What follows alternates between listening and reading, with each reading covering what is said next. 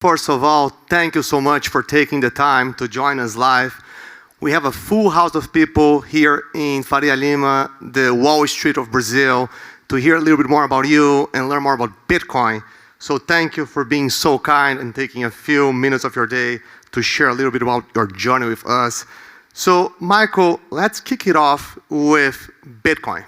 For savers in Brazil and around the world facing inflation and currency debasement, how would you briefly explain Bitcoin's role as a long-term savings asset compared to real estate, fixed income, or gold, and why this moment right now matters so much? You know, I would describe Bitcoin as digital capital. And if you look at the capital assets that the wealthy rely upon to preserve their economic wealth, they use real estate, they use private equity, they use public equity, sometimes they'll use bond portfolios. And so if you think of real estate, not all real estate's created equal. The real estate in the middle of Sao Paulo or Paris or London or New York is more desirable real estate than the real estate in the middle of the continent or the middle of Africa. So think of Bitcoin as the most desirable network in cyberspace for a wealthy person to store money. There's only 221 million blocks of Bitcoin. So if you think of 21 million Bitcoin, that's 276 blocks wide, 276 blocks high, 276 blocks deep. If you had a city in cyberspace that was 276 blocks on the cube, that'd be 21 million. When you're buying Bitcoin, you're buying 1/21 millionth of all the money on the network forever. So for those people that wish to store their economic value in cyberspace, Bitcoin is the dominant crypto network in cyberspace. That's where all the smart money is chosen to store their wealth. It's kind of like owning 6 blocks in the middle of Manhattan. For the last 300 years, if your family had bought a few acres of Manhattan 300 years ago, you'd be very wealthy today. So every Bitcoin is 1/21 millionth of all the money in cyberspace. That's the way to think of it. Scarce, desirable, digital property that you can give to your grandchildren's grandchildren. Great, Michael. Thank you so much. So let's talk a little bit about strategy that has become the best performing stock in the S&P 500 since strategy adopted Bitcoin as a reserve asset. For those who are a little bit less familiar with that journey, could you briefly walk us through the company's Bitcoin transformation and what has happened with the company since then? We were a $500 million software company, growing 0 to 5% a year, competing against Microsoft. And we had a $500 million treasury of US dollars. And we realized that competing against a monopoly like Microsoft was going to be quite challenging. And around the time of COVID lockdowns, we had our office shut down by the lockdowns. We found it challenging to figure out how we were going to grow against Microsoft and all the other Magnificent Seven. And we had a bunch of money, but the 500 million that had been yielding 2 or 3% interest was yielding 0. So we had a non-performing asset, and not only were we getting 0 from the 500 million, no interest rates went to 0, and they were going to be at 0 for 4 years. But also we saw inflation destroying the purchasing power of the money. So we thought, think of it as if you owned a $500 million block of real estate and the mayor of the city you own the real estate in unilaterally lowered your rents to 0 and told you they were going to keep the rents at 0 for a long time. If you had the option to sell the real estate and go to a different city where they were not rent controlled, you might do that. And that's what we did. We decided we would sell the treasury bills and we would buy an asset that was going to appreciate in value faster than inflation. We started looking around. We considered gold, and then we realized gold was a good idea in the 19th century, and then we started thinking about digital gold. And Bitcoin is digital gold. So we thought, what if we could buy a digital monopoly, right? The dominant digital monetary network in the world, like the Google of money or the Microsoft of money or the Apple of money or the Facebook of money.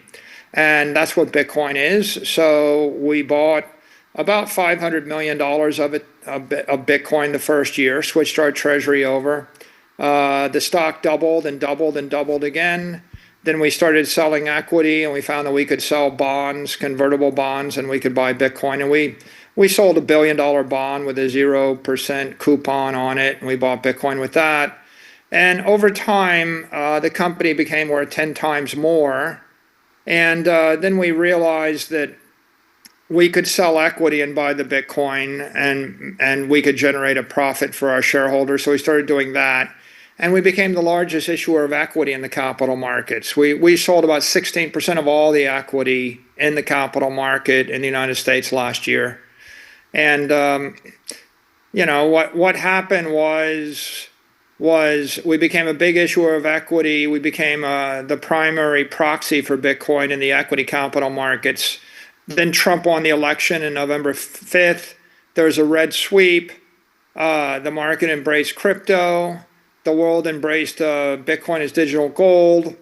And then we realized that the killer app for us is to issue credit instruments on the Bitcoin. So we launched 5 IPOs this year, each one of them probably $1 billion plus idea. We launched Strike, Strife, Stride, Stretch, and we just launched Stream. So 5 digital credit instruments that strip off the volatility and the risk of the Bitcoin and provide enhanced dividend yields to accredited investors. And so the business has transformed over the 5 years. I would say initially we embraced Bitcoin out of desperation and frustration. Then we went through an opportunistic phase where we realized we could raise billions and billions of dollars, and we became very opportunistic as buyers. Then it became strategic, and it was very strategic for us because we realized that a public company that can issue securities to buy Bitcoin has a big strategic advantage. And then when the world embraced Bitcoin as digital capital and digital gold, we realized that we could birth a new asset class called digital credit. And this entire journey became transformational, and we became the biggest issuer of digital credit in the world.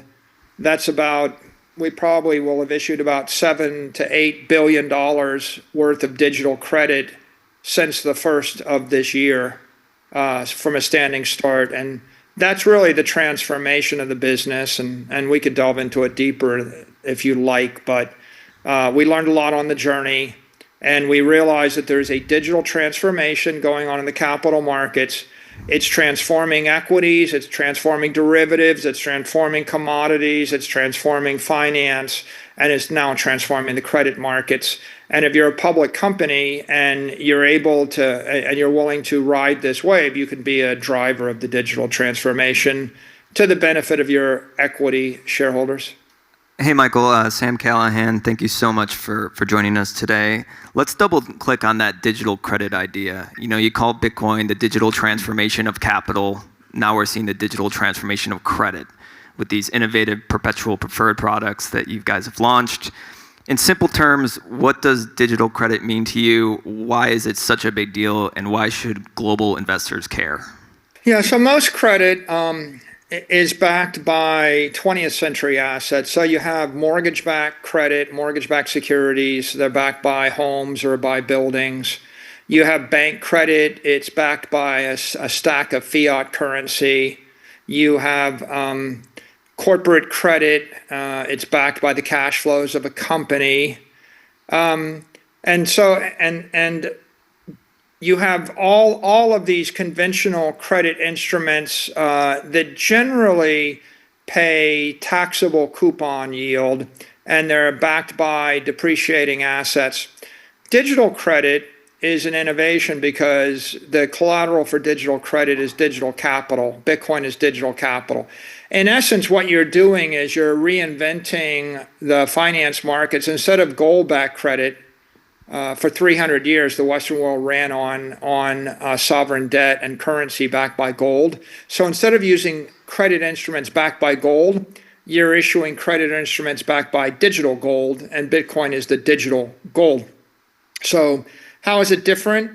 Well, first of all, we issue equity instead of debt. Second, it's perpetual instead of temporary. It's permanent. Third, it's publicly traded, so we issue them on stock tickers like STRK or STRD or STRC, and that means anybody in the world with access to the ability to buy a NASDAQ stock can buy these things and sell these things instantly. The fourth is the purpose of most credit is to finance an airplane or a building or some other liability of a corporation. So when Microsoft issues credit, they're trying to pay the lowest possible rate. They want to pay 4% interest, and it's all taxable to the credit buyer. Digital credit is the product. So when we sell digital credit, we pay a 10% dividend, and it's not a coupon, it's a dividend. And if you do it by a treasury company, it becomes a return of capital dividend, which means it's tax deferred. So the goal of digital credit is to generate large, maximum after-tax cash flow to the credit buyer, whereas the goal of corporate credit is to pay the least amount to the credit buyer. So digital credit really is an approach, or it's a type of asset class that will generate large after-tax cash flows to the credit investor. Like, would you like a bank account that yields 10 to 12% after tax? I mean, the answer is yeah. In the U.S., where most bank accounts yield nothing and money markets yield 4%. So if you'd like a high yield bank account, you can't really do that. You can't create that account using credit issued by an oil company or a pipeline company or a tech company or a bank or a commercial real estate company. They just can't give you a 10% tax deferred dividend. So digital credit's a new asset class. It's enabled by digital capital. It's backed by digital capital. Bitcoin is digital capital. The purpose of the credit is to generate maximum cash flows to the credit buyer. That is the product. And that's what we discovered once we started moving down this path. Well, you guys landed on the perpetual preferreds as the ideal form of digital credit, but you didn't start there. You had different forms of debt along the way, including the convertibles. How do you think about the trade-off between long-term Bitcoin accumulation and short-term cash flow pressure for other Bitcoin treasuries that are considering perpetual preferreds or convertibles or other ways to raise capital to acquire Bitcoin in a way that's accretive for their shareholders? Well, I think if you think about credit instruments, you have various durations of credit. For example, when you trade on a crypto exchange with 50x leverage, you're taking a flash loan and you have $1 billion of credit for 30 seconds. And if your collateral trades below the mark level, you get forced liquidated in 1 or 2 minutes. So that's a flash loan credit. That's instant. If you go and you borrow money via a margin account with a bank, you've got a 1 to 2 day loan, right? That's very short-term money. In the repo market, it's a 2 to 4 week set of capital. If you issue corporate bonds, it's 2 to 4 years. When you go to perpetual preferred stock, if you're paying a dividend on a perpetual preferred and it's like a cumulative dividend, then the duration of the capital is more like 10 to 20 years. That's the Macaulay duration. If you issue equity, the duration is infinity. So long duration capital is equity, or preferred equity. All the bonds are mid duration capital, and margin loans, bank deposits, and flash loans and crypto leverage, that's all extremely short, overnight or over the hour credit. So the thing is, the way that a finance company goes bankrupt is they borrow short and they lend long. So you would never want to borrow the money for a week. Like if you're a bank and you have bank deposits, you have $1 billion of bank deposits, the depositors can call the money next Monday. And so when you take the $1 billion and you lay out $10 or $20 billion of mortgages that have a 10 or 20 year useful life, you've loaned the money out for 10 years and you've levered it 10 to 1 and you borrowed the money for a week. And so you get a bank run, it collapses the bank. That's why there have been 25,000 bank failures, because banks borrow short, they lend long. if you're in the Bitcoin business, what you want to do is you want to lend to the Bitcoin network forever. So when you buy Bitcoin, you're lending the money to the Bitcoin network. So what we have is a long-term, indefinite term use of proceeds. We want to buy the Bitcoin and hold it for a decade. So the best type of credit instrument to do that would be to issue a preferred stock that has a 1 decade duration, a Macaulay duration of 1 decade, because that way you're matching the decade investment with the decade of capital, and you don't have to worry about getting wiped out on a dip over a week, a month, a year, or 4 years, or 8 years, right? So I'm a big fan of that. I don't believe in flash loans. Like, yeah. I think when someone offers you 20x leverage on an exchange, you're literally gambling and you get wiped out in an hour. So I don't believe in flash loans. I don't think in margin loans. I don't think repo market's a good idea. Generally, I don't think that corporate debt's a good idea. And the reason why is this. I would rather pay 10% as a dividend forever against a preferred stock that's perpetual, that never comes due, than pay 5% on a 5-year corporate bond that comes due in 5 years. Because the 5% is taxable, which means in the US, that's only 3% after tax to a US credit investor, but you have to repay the principal in 5 years. So it's a massive amount of credit risk in 5 years, and you're offering 3%, which is no better than a money market to the investor. So there's nothing differentiated about the credit, and it's massive credit risk. On the other hand, if you're paying 10% dividend forever, and you pay it via a treasury company, it becomes a return of capital, which means the tax equivalent yield is 20%. So you're offering the credit investor 20% instead of 4, 5 times better, and there's no credit risk, right? So all things considered, right, it makes a lot more sense. If you're thinking your business product is to sell the credit, if you're issuing the credit, you want it to be good credit. And so the good credit means it pays 2 to 4 times more than a bank account or a money market, and it has no credit risk, right? Equity is literally an asset on the balance sheet. It's not a liability, right? And so it mitigates risk. It doesn't amplify risk. If you want to amplify risk, you take a long-term bet and you use short-term money that's debt money, and you miss a coupon or you miss a repayment and you're in default, and so that unwinds the entire business. So I think that the idea of digital credit is built on mezzanine equity that's perpetual, and that allows you to pay much higher effective yields that are much more tax efficient, while at the same time making longer investments with less credit risk for the issuer. So it's a win-win for everybody involved. Great, Michael. Thank you so much. And congrats on getting at all-time high at Stretch. Quite an accomplishment, and this will change the industry. So changing topics a little bit, you created this model. A lot of people are replicating in different jurisdictions around the world. This is a new trend that you began. I'd love to hear your thoughts a little bit on what's going on this global expansion and across these different treasury companies in different jurisdictions. Some of them are thriving, others are just getting started. What do you think will make winners and losers in this new world of Bitcoin treasury companies?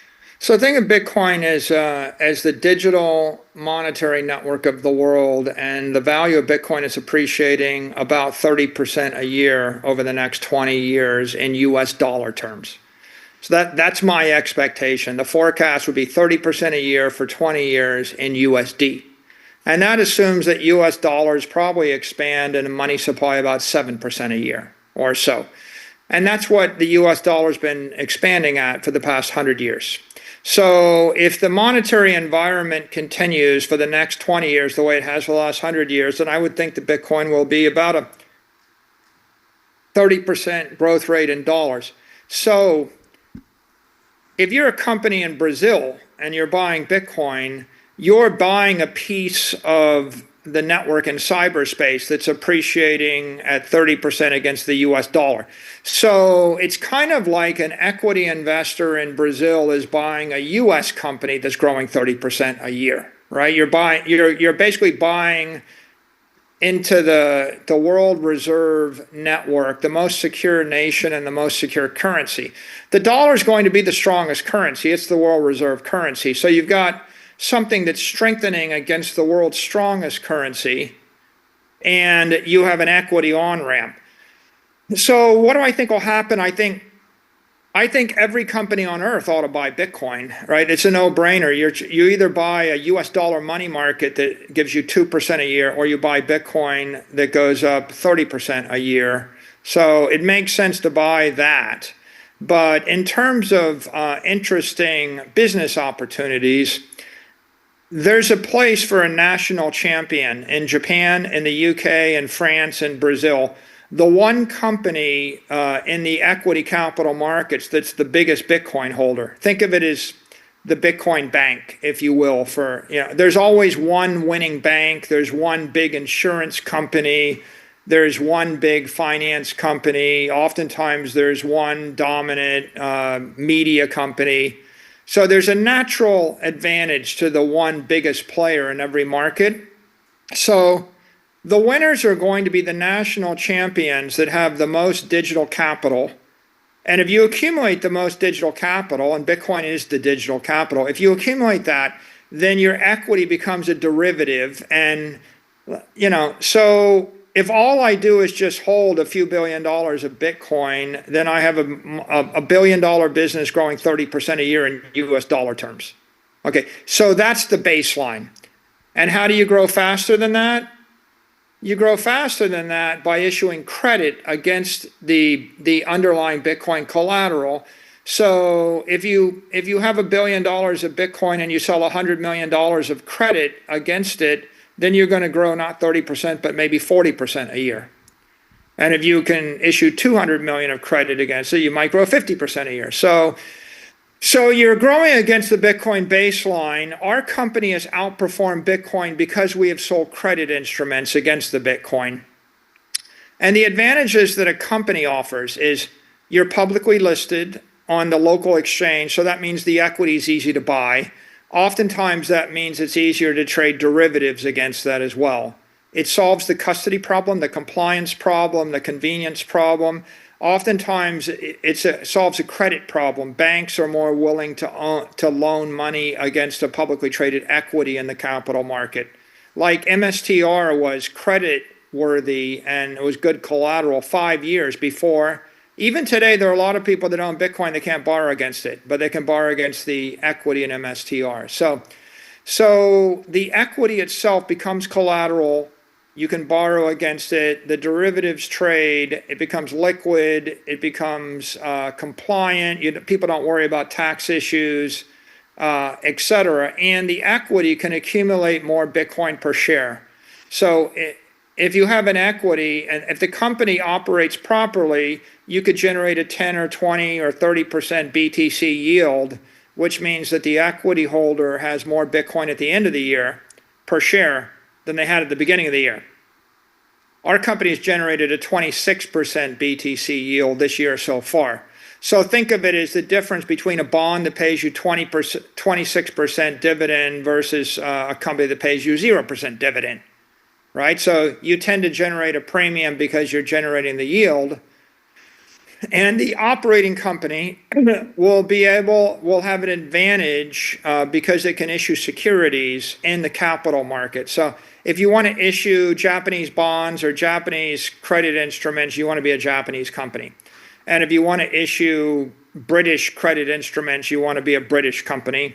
And if you want to issue Brazilian credit instruments or hybrids or convertible bonds or the like, you want to be a Brazilian company on the Brazilian exchange. So I think that, to summarize, every company that buys Bitcoin is going to be better than if they didn't. And if you're the biggest holder of Bitcoin in the equity markets, you'll be the magnet, and generally you'll be the liquidity leader, and then you'll probably generate the highest premium because you've got the strongest brand, the deepest liquidity, the least credit risk. And then if you become an issuer of digital credit on top of that, well, digital credit is just a new type of business. It's like when we invented insurance or when we invented banking, right? It's a new business model. And in Bitcoin, it's the treasury business model. And I would describe that business model as follows. I sell securities to buy capital. I sell credit instruments collateralized by that capital. The securities I sell are tax deferred or generate tax deferred cash flows. The credit instruments generate tax deferred cash flows. The capital appreciates, generating tax deferred earnings. And then we pay dividends by issuing more equity, and that generates tax deferred dividends. So a treasury model in the US at least is triple tax deferred and scalable. And so the whole idea here is you've created a digital company. Your equity is digital equity, your credit is digital credit, right? Your asset is digital capital. And you're not tied into the local economy, you're tied into the global economy. Bitcoin is a global network, and you are getting the highest common denominator. When you're holding Bitcoin, it means that someone with $50 billion in Singapore is driving up the value of your Bitcoin, or someone in London, or in my case, my company's bought $47 billion of Bitcoin over the past few years. We're continually, every day, we're in the market selling credit or equity to buy more Bitcoin. That's driving up the value of your Bitcoin because there's only 450 Bitcoin a day available for sale. It's maybe $50 million. Once you bought the $50 million of supply, the price has got to move up to find another natural seller. So these companies are jacking into the global world reserve capital network. That thing we call Bitcoin is world reserve capital network, and it is a way to grow at the rate of the crypto economy, and to do it without the counterparty risk and without the operational headaches of running a retailer or a bank or an insurance company or a manufacturer, all of which are difficult businesses. Michael, thank you. Let's wrap up with the last question here. And you have been deep into this industry. You have led the way in the US. I'd love to get a perspective 5, 10 years from now, with regulators being more open, with new players joining the network. How do you see Bitcoin, treasury companies, and the world adoption 5, 10 years from now? We were the first a public company to put Bitcoin on our balance sheet. And about a year ago, there were 60 companies. And about 3 months ago, there were 180 companies. And right now, I think there's about 220 companies. So I think you look out 5 to 10 years, you're going to be 1,000 or thousands of publicly traded companies that will all have some Bitcoin on their balance sheet. It'll be, how many companies own real estate, right? Like how many companies own treasury or sovereign debt, right? It's emerging as an asset class, and companies and individuals that are wealthy are going to have their wealth allocated between equity capital, property or real estate capital, and digital capital, and then fiat type capital. So it's going to be normalized. The large banks in the US are all starting to roll out support for Bitcoin. I think you'll see about half a dozen of the biggest banks in the United States support Bitcoin custody, buying and selling Bitcoin, and start to issue credit against Bitcoin in 2026. So I think that's a big deal. I think that Bitcoin goes from $100,000 to $1 million a coin with the support of the big Western banks.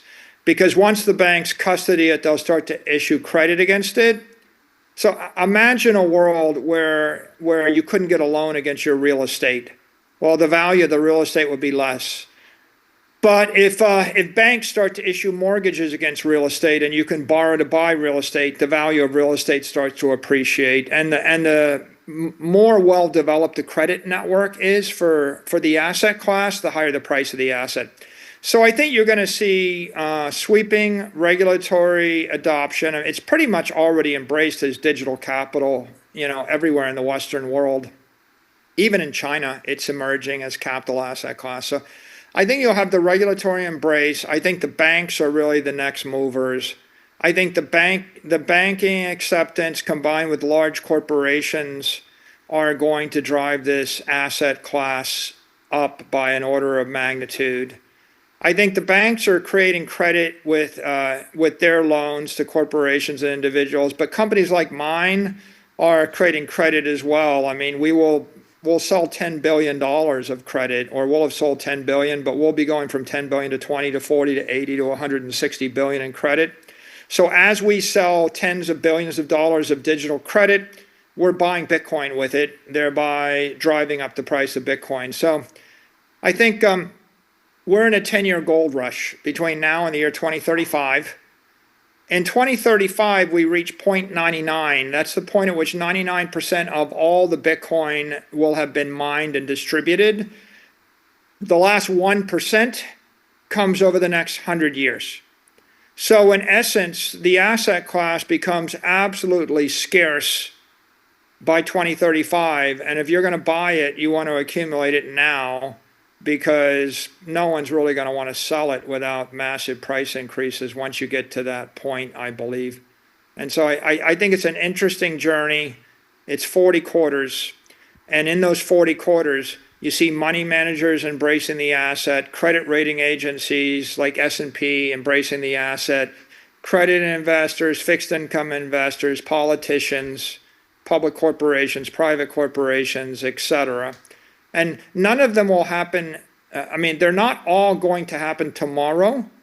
But as we say, the reason that we have time is so that everything doesn't happen at once. We don't want everything to happen at once, because if it happens all at once, then Bitcoin would go to $10 million a coin and you would lose 99% of the opportunity. What you want to have happen is every quarter you get 1-2% more of this development for the next 40 quarters. And that's what I anticipate happening. I think it's the birth of an asset class, digital capital, and it's the birth of another asset class, digital credit, and it's the creation of a new business model, digital treasury model. And those new businesses with that new set of asset classes are going to create prosperity, you know, and you would say, well, how does this manifest itself to the billion people on the planet? Well, ask everybody, you know, in the audience, right? Would you like a bank account that yields 4 times more than your current bank account?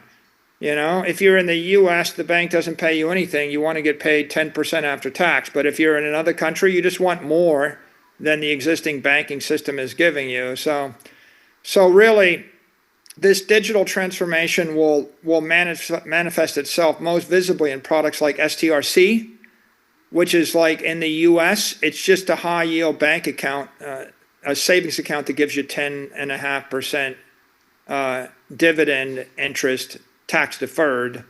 And if you walk down the street and ask 100 people, would you like that? The answer is 95 of them are like, of course I want that. What's the catch, right? And so we've got an orange wave going.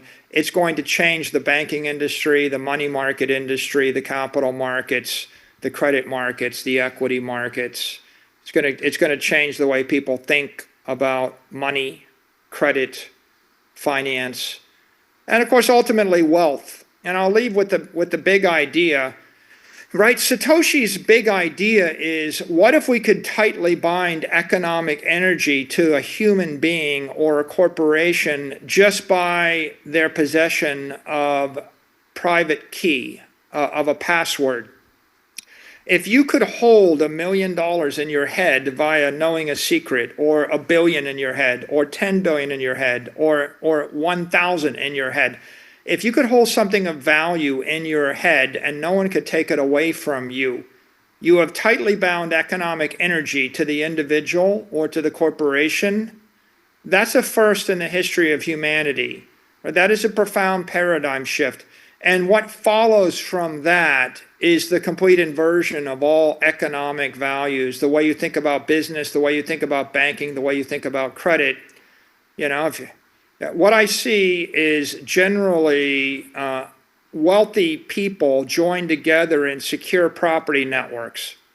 You know, I've been to the high net worth enclaves in Brazil where all the wealthy live behind a barbed wire. They're living together in a property network because they feel more secure and their property is more secure.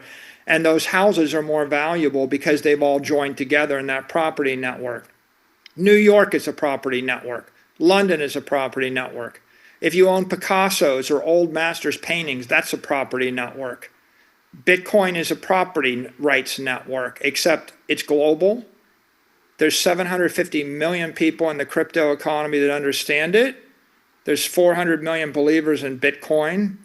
If what you want to do is store some or most of your economic wealth on a network beyond the reach of a nation, a banker, a corporation, or weather, or tariff, or trade, or war, or flood, then you'd like to put it in cyberspace with a private key that only you have.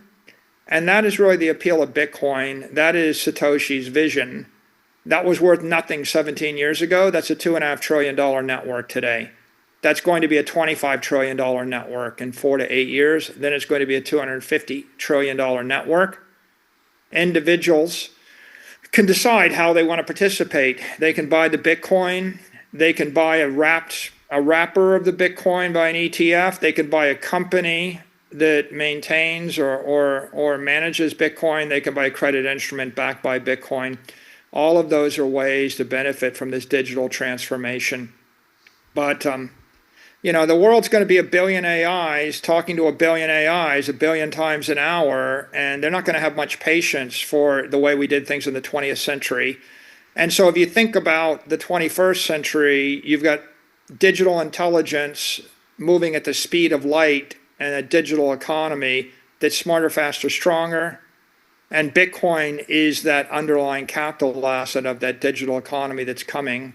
And that's obviously what I'm most enthusiastic about. And I think that's Orange is leading the charge for that movement in Brazil right now. And I applaud your leadership there and your decisiveness. I think it's going to be great for Brazil. It's going to be great for the Orange shareholders, and it's great for everyone that believes in digital assets and digital transformation of economics and energy and capital in the nation.